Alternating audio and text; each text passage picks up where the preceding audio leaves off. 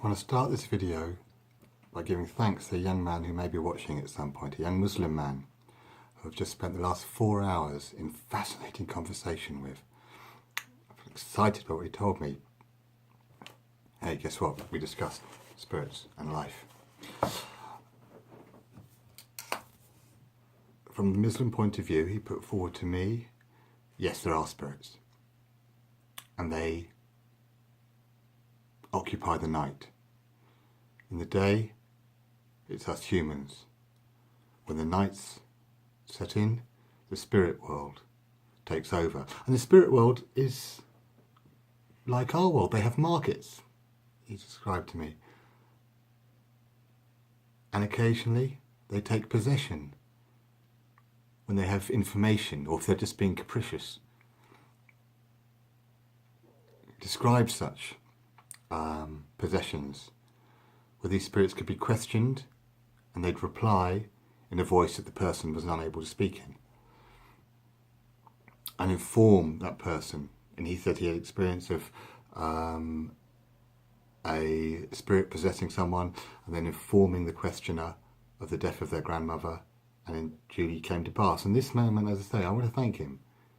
He bore with my scepticism, but was clearly speaking from the heart.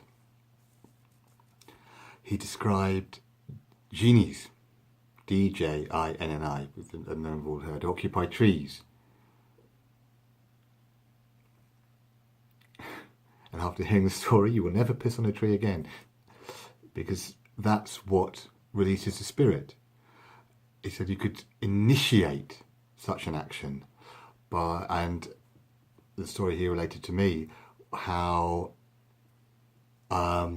one of these spirits occupy a statue, and to awaken the spirit, what you do is defend it. You pour wine onto the statue, the spirit is released, and then will take possession of the body, and those people can question it. And again, it's related to me that if you ever see one of these exorcisms and you see somebody recite words from the Quran, the spirit will be calmed and will respond. Hey, you know what I said sarcastically? The human voice alone could be enough to calm, possibly an epileptic fit, possibly something different. But he says, you know, how can they respond with the words of the Quran too, if that's what you're reciting? I said, yeah, what if you're reciting Bon Jovi? You know, it's the same thing, as long as you're just speaking and trying to communicate. But no, as I say, I shouldn't mock, because I was given this information in good faith, and the chap put me into 2 areas he reckoned I should research. He says, one, he says, into the Quran, he looked for the hadiths, the sayings of the Prophet.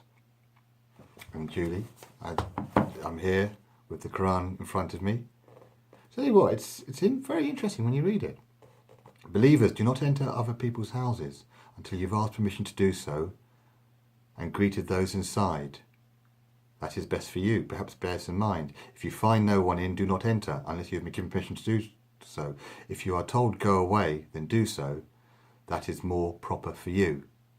Hey, Donald Trump, just say to the Muslims, please go away. Politely, maybe. That'll solve your Muslim problem, but there's not a Muslim problem. It's a supernatural issue which we want to address. The other direction this young man placed me in was do Google signs of the end of the earth, which apparently could be on its way. Exciting stuff, isn't it? You see how religion is sold for so many years when you start talking about the end of the world and the signs of it. But the idea that there are mischievous genies, that there is a spirit world the same as the human world, that occupies darkness, that can be spoken to. I'd like to know, if I still have any Muslim viewers left, if this is actually a universally held belief within the religion, and of course what evidence there is. I am now about to Google exorcisms, because that was what was put forward, because say this chap was a passionate believer in exorcisms, and I will obviously share what I find out. But the weird thing is, the main thing is I want to record my thanks for him. Because I feel I know a little bit more.